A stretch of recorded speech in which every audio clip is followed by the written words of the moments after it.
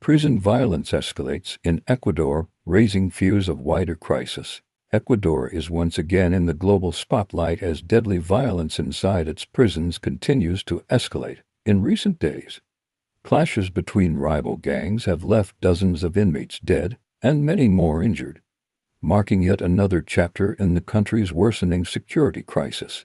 The unrest erupted in several of Ecuador's overcrowded prisons, where authorities say criminal groups are fighting for control. Video footage from inside facilities shows fires, riots, and heavily armed inmates clashing in brutal confrontations. Outside the walls, families of prisoners gathered anxiously, demanding answers as security forces struggled to regain order. Prison violence is not new to Ecuador, but observers warn that the scale and frequency of these incidents are growing over the past few years.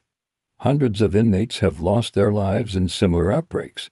Experts link the violence to powerful drug cartels, which use Ecuador as a key trafficking route to the United States and Europe. The government has declared states of emergency multiple times, deploying military forces to restore control. Still, critics argue that overcrowding, corruption, and weak infrastructure inside the prison system have allowed criminal networks to flourish behind bars. Human rights organizations have expressed concern over the humanitarian conditions and the safety of inmates.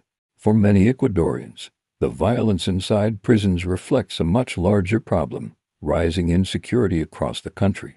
Gang warfare, drug-related crime, and violent attacks have spilled into the streets, leaving ordinary citizens caught in the middle.